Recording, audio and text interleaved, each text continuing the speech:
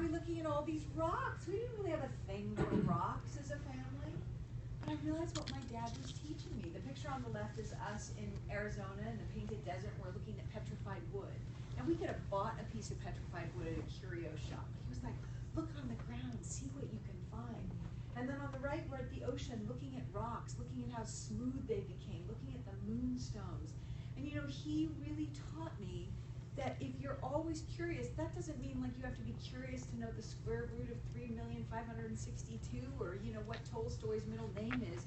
Curious is look around you. And he taught me to look down and look up and look all around me. And sometimes, you know, when I'm on the road and I'm on the road for 5 to 6 weeks, the only time I have to be curious is on my way from one place to another. And I was sharing this, you know, yesterday one of the most beautiful things I saw were little leaves that were covered with water drops that were on the black asphalt of the parking lot. That was me doing what my dad taught me to do, looking down and going, wow, this world is a beautiful place. I don't have to go. I kept trying to get to a park and I never had time. But there was beauty right there in that parking lot. So I shared this poem with you. And I shared how I got my love of poetry. My dad loved poetry. And he wanted to teach me how to love poetry, so he paid me to love poetry. He paid me $1 for every poem I memorized, and since that was a lot more than I got from the Tooth Fairy, I was into that dollar. And I fell in love with poetry as a result, and Mary Oliver is one of my favorite poets, and she says, instructions for living life are, pay attention, be astonished, tell about it. And my dad taught me how to do that. So this is a little plexiglass box with a butterfly in it that my dad got for Christmas. You know, there's a lot of people who would have gone like, awesome, that's nice, you know, put it up there. Look at him. He's standing there looking at it. And the woman behind him is looking at him looking at that because she's thinking, wow, if he's looking at it, there must be something interesting in there. You know, think of all the things that happen in life that we don't take that extra moment to look at. So pay attention because there is beauty all around us. Be astonished. This is a photograph of my dad with the painter Andrew Wyeth, who was one of the most famous painters of his lifetime. But you know, my dad was probably as or more famous than Andrew Wyeth, right? And here's my dad with Andrew Wyeth, and you can tell from the expression on his face how astonished he is that he gets to meet all these people who were his idols. And can you imagine the conversation the two of them were having? And, you know, my dad never took it for granted that he was Vincent Price, so he should have these things happen to him.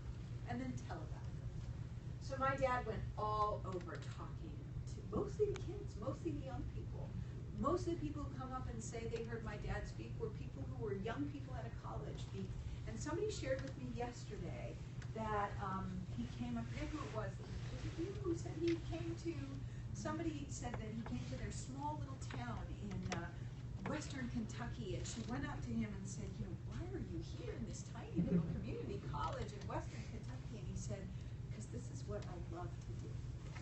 And it is what he loved to do. He knew he'd had an extraordinary life, and if he had the chance of motivating and encouraging people to have extraordinary lives, he would do it. Because the bottom line is, when we shine our lights brightly, we give other people permission to do the same. When we don't shine our lights brightly, then we all start to dim. And you know, we're kind of dimming as a planet. And you come to these horror conventions and you get that high, and now we got to go out into our lives and continue to shine our light brightly. So, you know, that is what he did. He paid attention, he was astonished, which really means he was grateful, and then he told about it. So my daily practice of joy includes many things, but one of them is telling you about my dad's life. And I showed this picture yesterday, and I talked about how it's sort of an exemplary picture of my dad's life, but I didn't tell you why. So it's me and my dad. I'm a daddy's girl, but you know, everybody always thought Vincent Price, right? This dapper, elegant dresser. He was always so suave and handsome in the movies, smoking jacket, ascot. Okay, so in real life, Vincent Price wore waiter's pants. They were 1,000% polyester. If he'd gone near an open flame, he would have actually. Joan Rivers' husband told him about them, and he thought, oh my God, $10 pants, this is great. So he bought a ton of them. So he had the $10 pants, his feet always hurt, so he always wore tennis shoes. He had a thing for Brooks Brothers shirts, and the more rumpled, the better. On the other Vincent Price Facebook page, somebody posted the George Harrell photograph of my dad.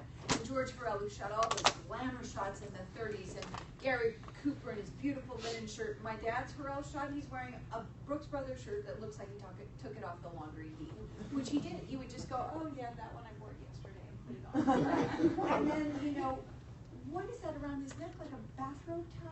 I mean, you know, yeah, that's his ascot. I really think it was a bathrobe tie. But the real kicker of this picture is if you look very closely in his pocket, you will see not one, but 2 plastic forks. He loved to eat so much that he didn't want to have any opportunity for food past the So I love that. So I'll tell you a little bit about who he was, and I shared with you guys yesterday. He was not the first Vincent Price. The first Vincent Price lived in the 19th century, and he invented baking powder. He was a household name in the 1800s. He wrote 3 cookbooks and was referred to as one of the housewife's best friends. And his youngest son was also Vincent Price, and this is a picture of him in high school. And I think I shared yesterday, this is a wonderful little piece of Hollywood history because that's my grandfather closest to me. And the boy with his head on the lower plate is named Richard Wells, and he was Orson Welles' father. So Vincent Price's father and Orson Welles' father were friends in high school. And of course, my dad was a member of the Mercury Theater, as was Joseph Cotton, who was the other star of Dr. Phibes. So quite a little nice piece of history there. And these are my grandparents, and my dad was their youngest child.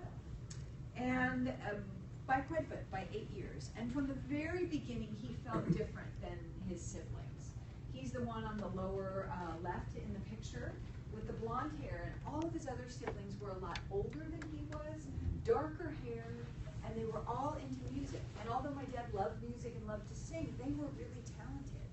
My dad's passion was art. He fell in love with art when he was 8 years old. He found a book illustrated by all these artists, and he just fell in love with it. And when he was 12, he walked by a gallery in St. Louis, and he saw this first state Rembrandt etching in the window. And he walked in and said to that gallerist, I love that, how much is it? And I blessed that man. He didn't laugh at this 12-year-old kid. He said $37.50, and they figured out a payment plan. Wow. So for 3 years, my dad used every penny of his allowance, and he ended up buying that Rembrandt. And he said, you know, when he got that Rembrandt, it was like he had arrived. His whole life had meaning. And you know, to be a kid in the Midwest in the 1920s and love art made you a little bit of a weirdo. And people always say, you know, how did this upper middle class Yale educated guy know how to play all of these outsiders? But you know, if you were an art lover in those days, you were kind of an art outsider.